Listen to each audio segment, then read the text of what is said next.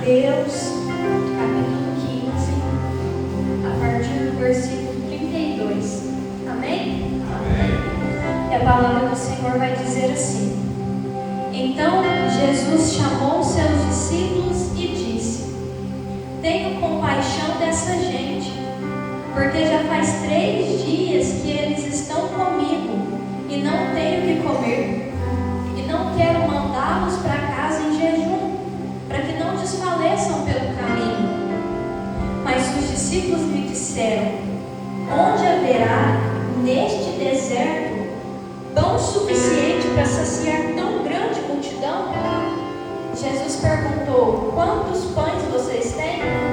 E eles responderam: 7 pães e alguns peixinhos.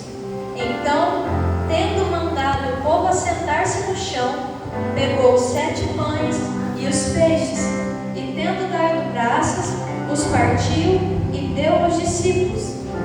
E estes distribuíram ao povo.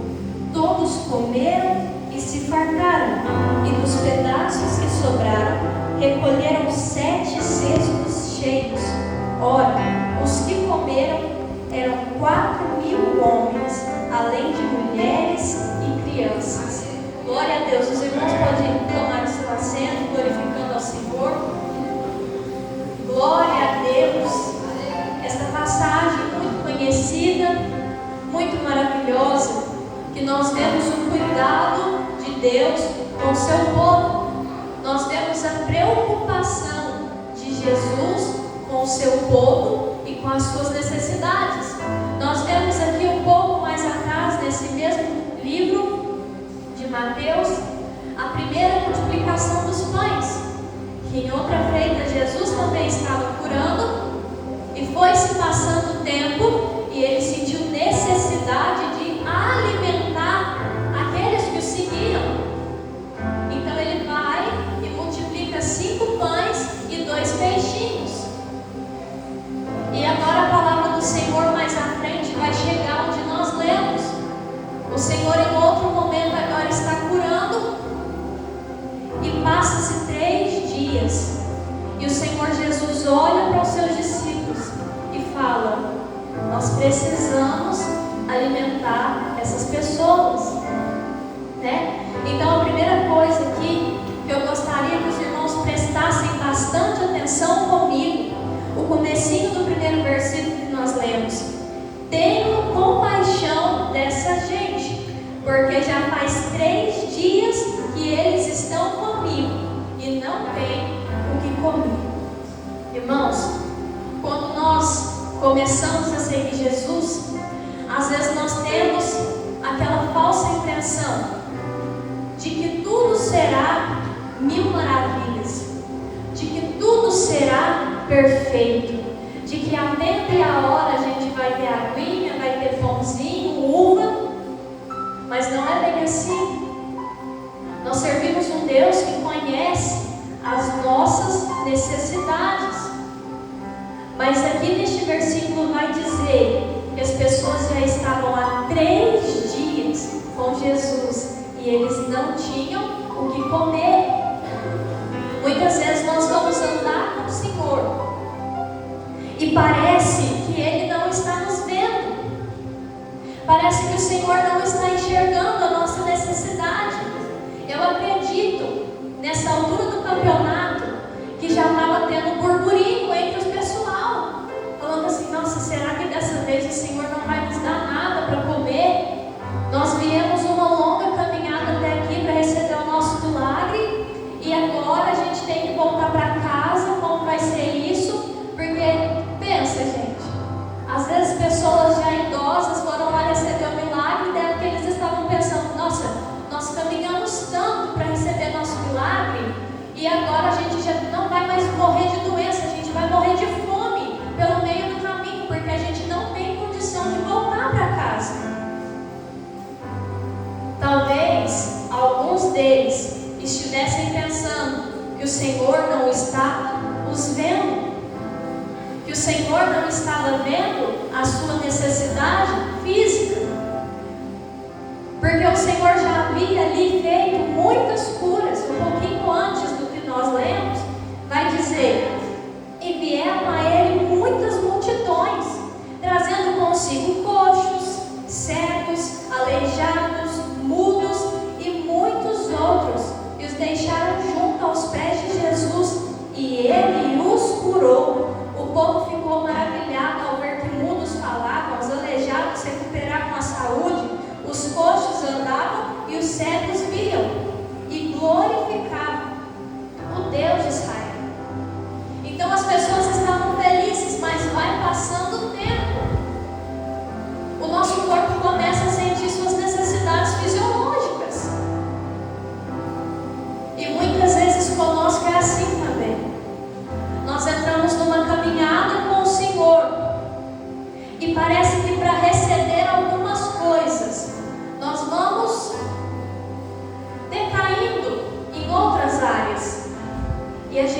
pensa, será que Jesus não está vendo?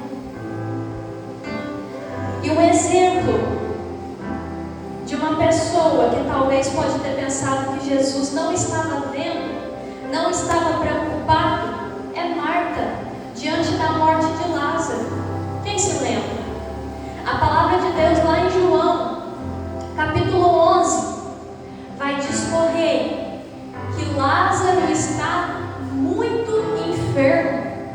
Então as duas irmãs, Maria e Marta, vão enviar um recado para Jesus, que estava em outra cidade, e vão dizer: olha, Jesus, Lázaro, a quem você muito ama, está doente. E elas enviam essa mensagem esperando que o Senhor viesse para ver Lázaro, para orar por Lázaro, para curar Lázaro. Mas a palavra do Senhor vai dizer que Jesus recebe o recado e ainda demora mais 2 dias para sair de onde estava. E a palavra do Senhor vai nos relatar que quando Jesus chega ali, Lázaro já estava morto há 4 dias. Será o que passou no coração de Marta durante todo este tempo? Porque a palavra de Deus vai dizer que os amigos de Marta vinham de outra cidade para consolar ela e Maria. E eu, no meu coração, acredito que como Jesus era muito famoso, né, seu nome era muito famoso, e ele era conhecido por ser amigo íntimo de Lázaro, Maria e Marta, eu acredito na dor que ela sentia quando as pessoas vinham de outra cidade e falavam: Marta, e Jesus não veio? Porque as pessoas lá fora nos cobram isso. Cadê Jesus que você serve e não veio? Não veio orar por Lázaro? Não veio ver Lázaro? Não veio nem para acompanhar o sepultamento? E ela então ainda não veio. E quando ela fica sabendo que Jesus está chegando no arraial, ela sai ao encontro de Jesus. E ela olha para Jesus e diz: Senhor, se o Senhor estivesse aqui, o meu irmão não teria morrido. Então, com certeza, no coração de Marta, talvez Jesus não estivesse reconhecendo as suas necessidades. Talvez para Marta, Jesus não estava preocupado com a sua dor, porque depois do recado, ele ainda demorou mais 2 dias para sair de onde ele estava, para viajar, ainda para chegar onde ele estava. E depois vem Maria e fala com Jesus a mesma coisa: Senhor, se o Senhor estivesse aqui, o nosso irmão não teria morrido. E o Senhor diz para Marta, fala assim: olha, se creres, verás a glória de Deus. Aleluia. Só que acontece que a gente não quer ver a glória de Deus no tempo de Deus, a gente quer ver a glória de Deus no nosso tempo. A gente quer ver a glória de Deus quando as correias apertam para nós, quando a gente acha que é hora, quando a gente acha que é o fim, quando a gente acha que não tem mais jeito. E Jesus entra no cenário, entra naquela cidade e pergunta: olha, onde está Lázaro? E eles levam Jesus ao túmulo. A palavra de Deus ainda vai dizer que quando ele vê Maria chorando e as pessoas abraçando Maria e consolando Maria, a palavra de Deus diz que Jesus vai chorar também, porque ele se comove. Mais uma vez, nessa palavra, a Bíblia traz a palavra compaixão, tanto no versículo que nós lemos aqui em Mateus, na multiplicação dos pães, quanto na palavra de Marta e Maria e a morte de Lázaro. A palavra de Deus vai dizer que Jesus sentiu compaixão.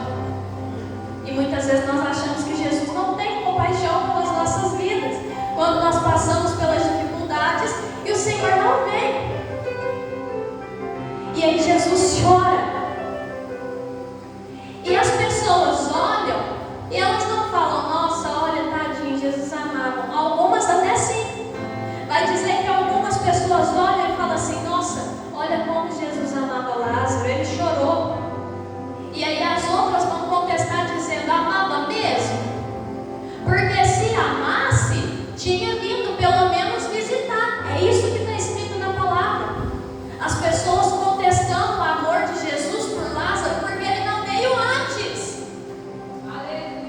E muitas vezes nós olhamos para dentro de nós e duvidamos do amor de Deus porque Ele não veio antes.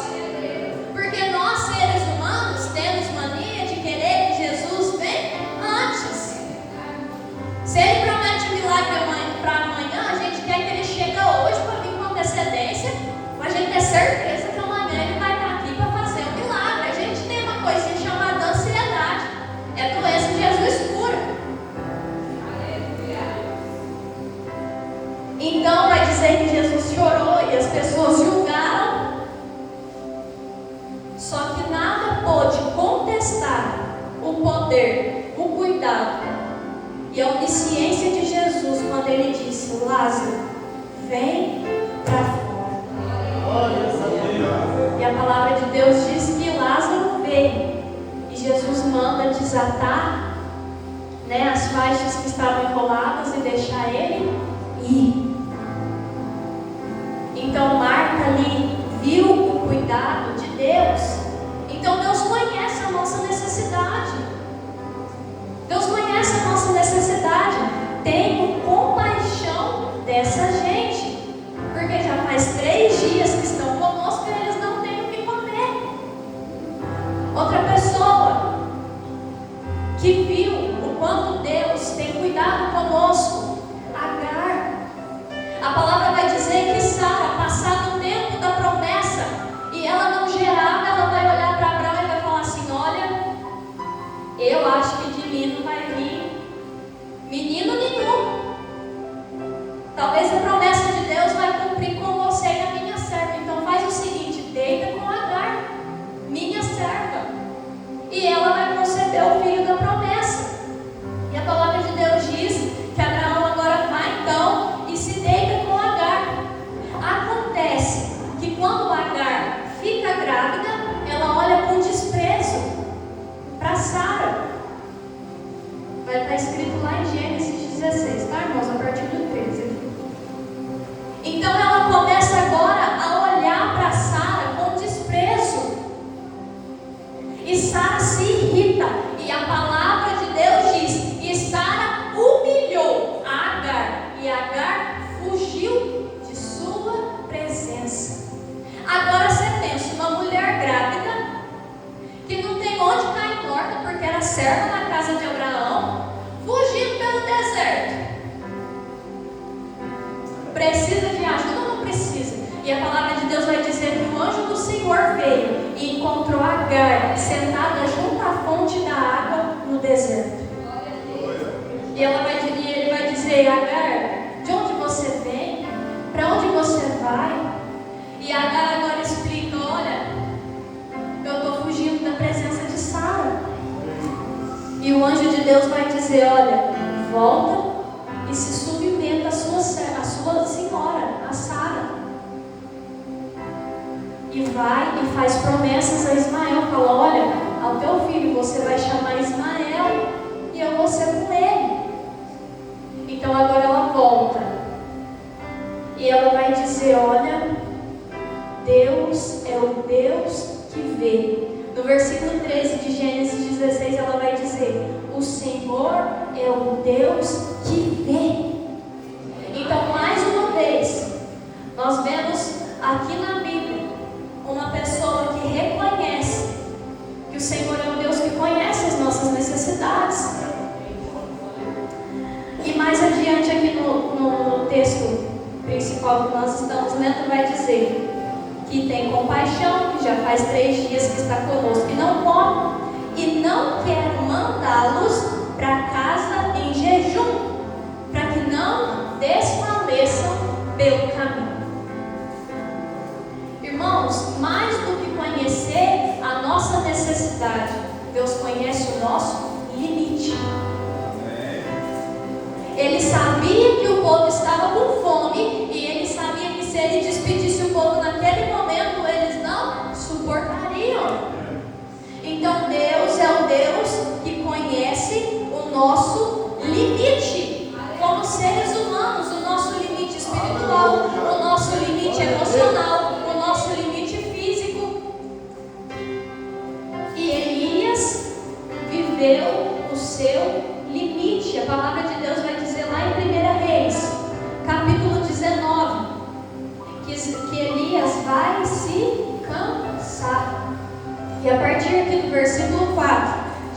Reis 19, a palavra vai dizer de Elias: por fim, sentou-se debaixo de um cedro, sentiu vontade de morrer e orou: basta, Senhor, tira a minha vida, porque eu não sou melhor do que meus pais.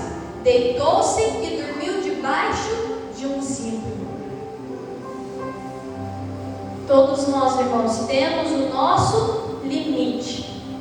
E se o Senhor está te falando, caminha, continua, é porque ainda não é o teu limite. Porque Deus conhece qual é o nosso limite. E a palavra de Deus não vai dizer que Deus ficou bravo com Elias, não. Vai dizer assim, ó: e eis que um anjo tocou nele e lhe disse: levante-se e coma. E Elias olhou e viu perto da sua cabeça um pão assado sobre pedras em brasa e um jarro de água. Comeu, bebeu e voltou a dormir. Então o Senhor envia um anjo para preparar pão e água para o seu servo. Eu não sei se nessa noite você chegou aqui pensando: é o meu limite.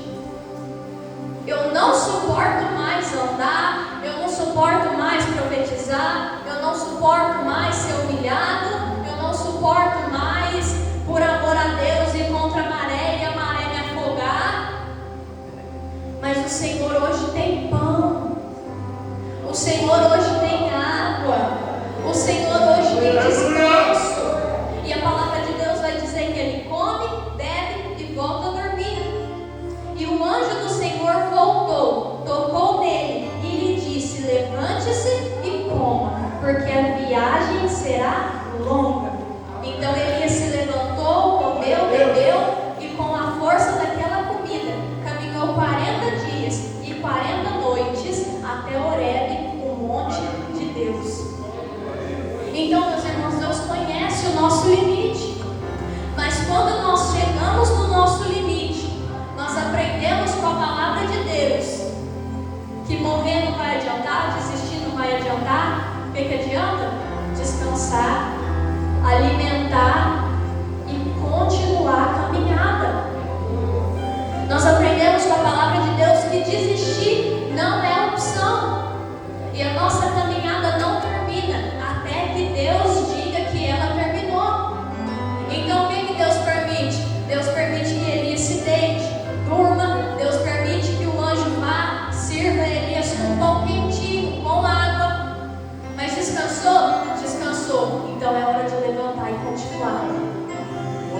Até que eu diga que a sua caminhada terminou. Então nessa noite não é hora de desistir. Talvez seja a hora de descansar, mas de desistir não é. Porque a caminhada só termina quando Deus diz que ela termina. E mais aqui à frente, nesse mesmo capítulo de 1 Reis, o Senhor vai dizer: vai e unge Eliseu para ficar no teu lugar. A caminhada de Elias já estava chegando ao fim, mas o fim é só quando Deus determina. E Eliseu ainda ficou um tempo com Elias, sendo um aprendiz, né? Até que Elias é levado pelo Senhor. Então, Deus conhece a nossa necessidade. E mais do que conhecer a nossa necessidade, Ele conhece o nosso limite. Aleluia! Versículo 33 do nosso texto central vai continuar dizendo: mas os discípulos lhe disseram: onde haverá neste deserto pão suficiente para saciar tão grande multidão? Irmãos, é maravilhoso andar com o Senhor, porque as coisas de Jesus, elas não funcionam muito na nossa lógica, né? Elas não funcionam nada na nossa lógica. Então, do nada, Jesus olha para os discípulos dele, uma multidão de 4.000 homens na frente, mais as mulheres, mais os filhos, e fala que quer alimentar aquele povo todo. E eles falam: Senhor, nós estamos no meio do deserto,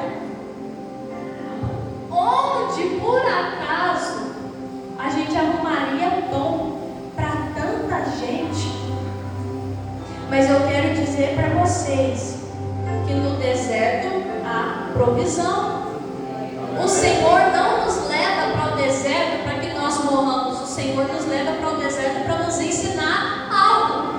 Mas no deserto o Senhor cuida de nós. No deserto o Senhor se responsabiliza pela nossa vida, se responsabiliza pela nossa saúde, se responsabiliza com as nossas necessidades. E nós podemos lembrar do povo de Israel, que ficaram 40 anos vagueando no deserto, mas tinha maná, tinha água brotando da rocha, tinha nuvem de dia, tinha coluna de fogo de noite, porque eles estavam no deserto, mas eles não estavam sem a presença de Deus. E quando nós estamos na presença de Deus, não importa se a gente está no deserto ou se nós estamos no Caribe, importa que a presença de Deus está conosco e vai nos sustentar. Em 1 Reis 17 ainda, Elias é alimentado por corvos durante uma grande seca que teve no reinado de Acabe. A palavra vai dizer que ele vai, segundo a voz do Senhor, e prediz a seca que aconteceria. E o Senhor diz para ele: olha, vai lá para tal lugar, fica lá quietinho, porque eu vou mandar os corvos ir todos os dias te alimentar. Então, meus irmãos, o mundo lá fora pode estar em seca, o mundo lá fora pode estar padecendo necessidades, o mundo lá fora pode estar passando por terremoto, furacão, seja o que for. Se você está debaixo da dispensação de Deus e não é a sua hora de partir, não é a sua hora de... o Senhor vai te sustentar. Continuando, no versículo 34, então, vai continuar dizendo, né? Os discípulos dizem, né? Onde haverá neste deserto pão suficiente para saciar tão grande multidão? E Jesus perguntou: quantos pães vocês têm? Eles responderam: 7 pães e alguns peixinhos. Eles olham para Jesus e falam: Senhor, aonde nós vamos arrumar tanto pão? E ele fala: olha, o que vocês têm? Sabe por quê? Porque Deus trabalha com aquilo que a gente tem.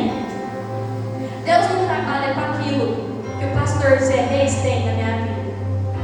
Deus não trabalha na vida deles anjos com aquilo que eu tenho. Ele trabalha com aquilo que nós temos.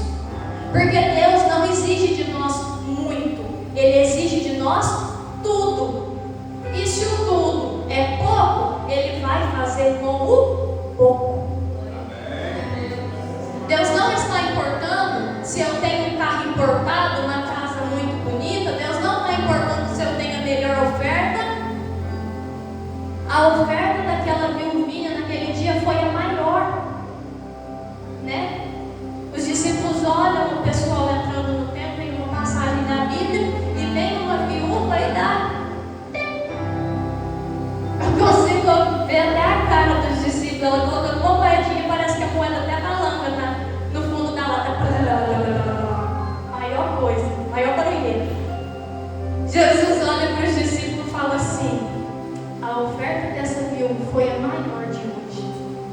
Sabe por quê? Porque o cinco estava ali, dando uma nota de louco barato. Só que aquilo ali era o que sobejava para eles. E a viúva foi lá e deu tudo o que ela tinha. E é isso que importa para Deus. Quando nós seguimos uma vida com Deus, Ele não quer muito, Ele quer tudo. E se o tudo for pouco, Ele quer um pouco. Então Ele olha para os discípulos, antes de falar: ai, me arruma 10 pão, Ele olha e fala assim: o que vocês têm? É 7 pão e uns peixes. Ele fala assim: com 7 pão e uns peixes, traz para cá. E eu acho muito lindo a fé que os discípulos têm. Por mais que seja muito improvável, talvez eles tenham torcido o nariz, mas eles têm fé de pegar os 7 peixes e entregar na mão de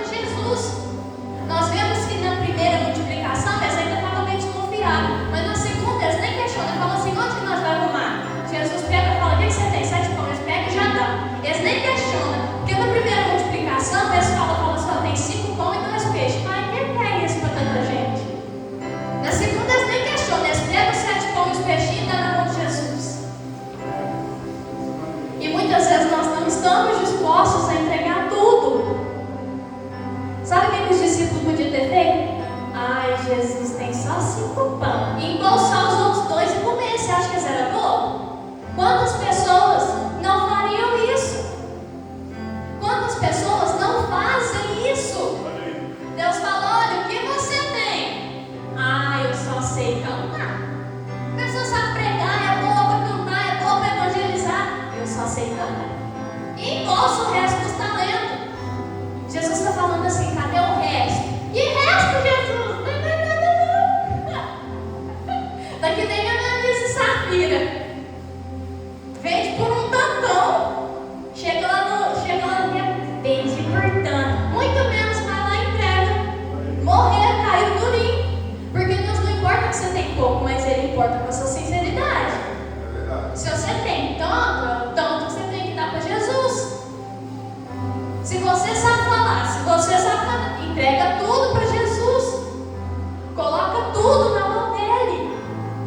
Porque quando nós estamos com Deus, nós precisamos entregar tudo. Naquela cruz, hoje nós estamos aqui no dia de Santa Ceia, Jesus entregou tudo. E nós vemos isso na vida da viúva, que Elias multiplicou a farinha e o azeite lá em 1 Reis 17. Ele chega, ele sai daquela seca que eu acabei de falar, que estava sendo alimentado por porco. Ele estava ali na beira do rio e sendo alimentado por porco. Quando vi até o rio que estava alimentando ele seco. Fala assim, Jesus amado, agora para onde que eu vou? Se até a providência secou. Então Jesus fala para ele, olha, vai para tal lugar lá, essa sunamita ela vai te sustentar. Só que ele chega lá, acho que é sunamita mesmo. O cara do pastor me olhando. A sunamita, lá em 1 Reis 17. Então, o rio seca e Deus fala, olha, vai para lá que essa mulher vai te sustentar. Ele chega lá, Deus fala assim, ó, é essa. Ó, bicho, ela tinha isso daqui de farinha, isso daqui de azeite, então olhou para ele e falou assim, eu vou fazer o último pão para mim, para os meus filhos, não vai morrer. Mas ela não ia sustentar Elias, e o rio dele lá secou, Jesus mandou ele para a mulher ajudar ele, a mulher ia comer o último pão e morrer. Ele olha para ela e fala assim, ó, deixa eu te falar uma coisa. Ó, sem desespero, você vai lá, você volta para sua casa. Você faz o pão e você traz para mim primeiro. E eu acho lindo que ela não questiona. Ela volta para casa. Ela usa o último bocado de farinha, o último bocado de azeite, faz o pão para o profeta. E por causa disso, não faltou farinha e não faltou azeite. Porque ela entregou tudo. Ela pegou o último. Ela pegou aquilo que a sobrevivência dela e dos filhos. Porque se fosse só dela, eu falava na minha boca. A dela e dos filhos dependia daquele pãozinho. Só que eu acho que ela olhou e falou, não tem nada a perder. Se eu não entregar, eu vou morrer agora ou eu vou morrer daqui 2 dias, porque é o último pão. Então ela vai e faz. E por causa do ato de fé, por causa da obediência dela, não falta nem azeite, nem farinha. Então eu vejo que em Deus, a falta, ela nos conduz para o milagre. Quando falta algo, essa falta nos conduz ao nosso milagre. Então em Deus nós não temos motivo para temer a falta.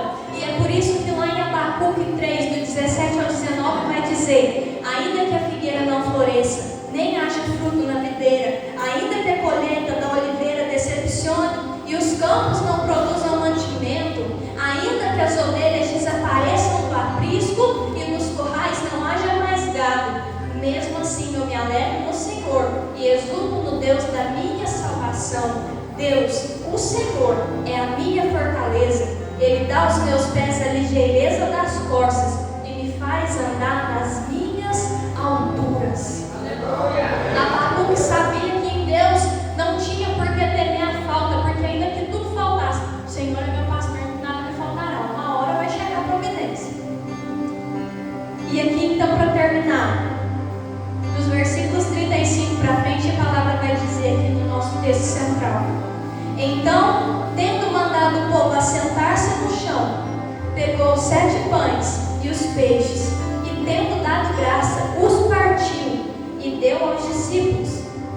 E estes distribuíram ao povo. Todos comeram e se fartaram, e dos pedaços que sobraram recolheram 7 cestos cheios. Ora, os que comeram eram 4.000 homens, além de mulheres e crianças. Então o Senhor sempre tem jeito de resolver tudo.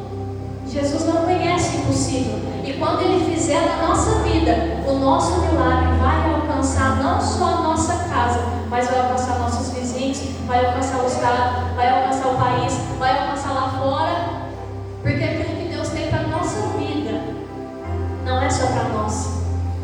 O nosso milagre vai bater na porta de outras pessoas. Aqueles 7 pães e 2 peixinhos podiam ter saciado a fome daqueles discípulos, mas na mão de Jesus saciou uma multidão de 4.000 pessoas.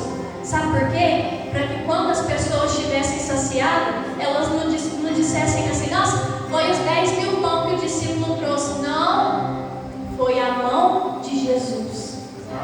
Muitas vezes o Senhor permite que o que tem na nossa mão seja pouco, para que a glória seja dele. Mas o pouco é suficiente, porque Ele ainda é o mesmo. E Ele fez a primeira, Ele fez a segunda, e se precisar Ele faz de novo, e Ele faz todos os dias. Então o Senhor hoje está te chamando. Tem fome? Venha. Tem sede? Venha. Beba de mim, beba da água da vida, porque eu ainda multiplico, porque eu ainda faço. Isaías 55:1 vai dizer: alguém tem sede? Venha e beba. Mesmo que não tenha dinheiro, venha, beba vinho ou leite, porque é tudo de graça. O Senhor hoje tem vinho, o Senhor hoje tem pão, o Senhor hoje tem ânimo, e é de graça.